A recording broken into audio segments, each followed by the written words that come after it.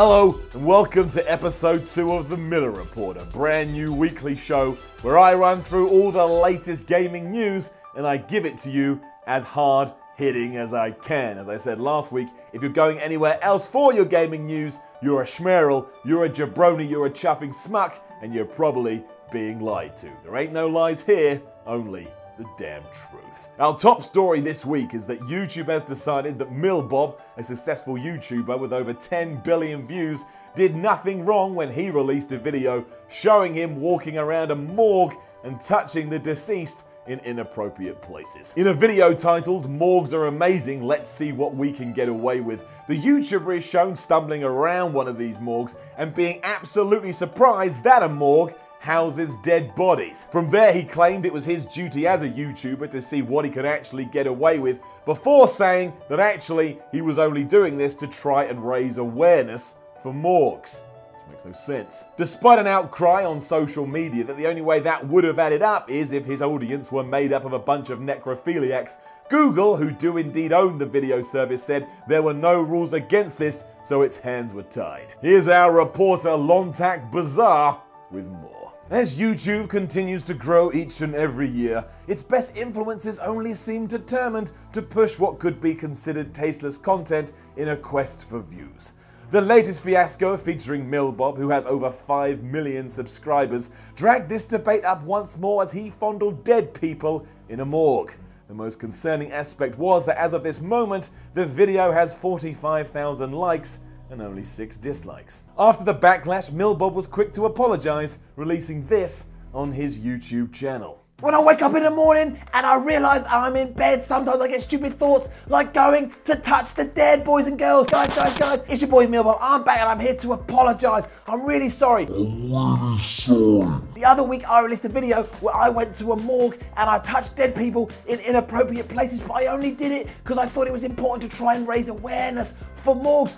Nobody's talking about morgues the other day. No one is talking about how important they are to society. Imagine you drop dead tomorrow. Where are you going to go? What are you going to do? What are you going to see? Nothing, because you're dead. But you want to know that your dead body is going to be taken care of, and that is what a morgue does. I'm not 100% sure. Originally I thought morgue was just a name, but my grandma was called morgue. Turns out they're a place where I thought, what better way to do this? What better way to raise awareness than going to a morgue and showing what this is all about. And then when I was there, I was like, I wonder if these are real dead people. How can I prove they're dead people? And that's why I thought I could tug on their bits. I didn't mean to be disrespectful. I didn't mean to upset anyone. I was just trying to send a message, show that Milbob is a deep character, a deep guy, and that YouTube is really important for spreading that message. If you're not spreading that message, what is the point? I want to do this for you. I want to do this for everyone. I want everyone to know that I love him. I love him so much. You got to keep smashing that like button. You got to keep smashing that subscribe button. You got to keep smashing that comment button, because if you don't, Milbob's got nothing and I take my money away. So that's what's important. That's what you got to do. Don't worry about the stuff that I do. Just watch my videos and give me views. But yeah, anyway, I feel like I've got to be apologised because there's a backlash. It's not like before I did this, I could understand there may be a backlash. I mean, who would have thought going to a morgue and touching penises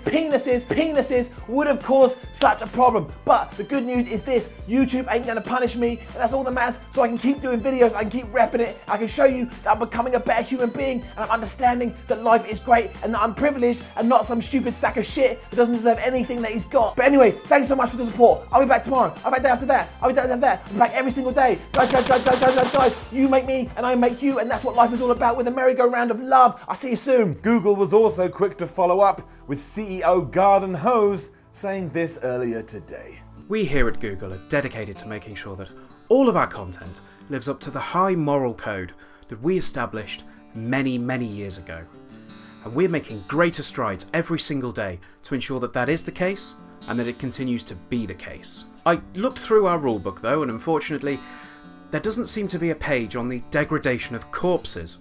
So all we can really do is look for other means to redress that balance at this stage. This is why I'm pleased to announce today that we will be punishing those accounts with fewer than 1,000 subscribers for the acts and the controversy that this 5 million plus YouTuber has caused. Those maggots don't really make a whole lot of money from us anyway, so we're going to be going through them and deleting them from existence. We believe that this shows how serious we are about the situation, and we will continue to act appropriately in the coming days, weeks, months and years.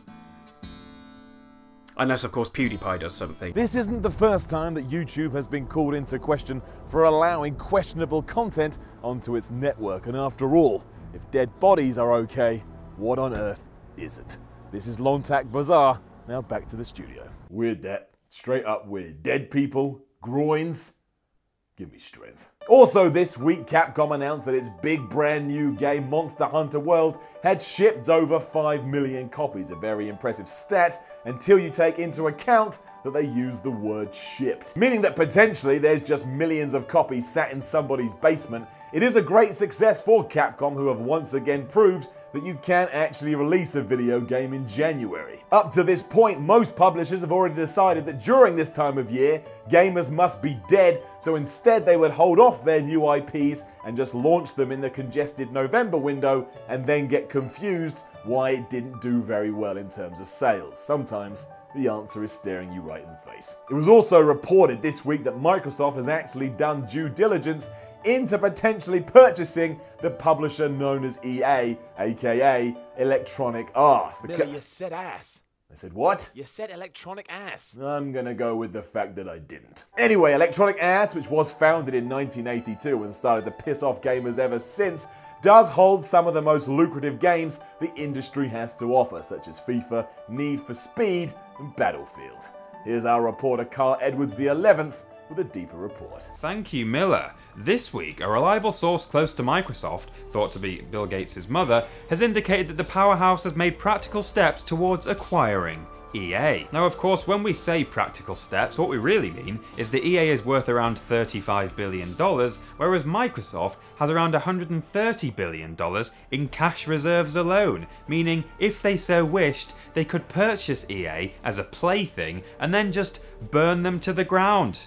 For fun. This wouldn't even be that much of a poor tactic by Microsoft, all things considered, given the amount of hate that EA managed to garner at the end of last year thanks to Star Wars Battlefront 2's poorly thought out microtransaction system. Phil Spencer's Xbox division would be the heroes of the internet if they literally bought EA and burnt it to the ground, a threat that was made by many people on Twitter at the time. It's not like Microsoft themselves have been exactly untouchable since they announced the Xbox One way back when, so physically burning someone else who is hated would surely abscond them of their own previous sins. It's the same thought process that saw many a witch burned back in the 16th century, and a process that Microsoft would be wise to follow. Successfully accuse and murder one witch, and very few people will realise that you're also a witch yourself.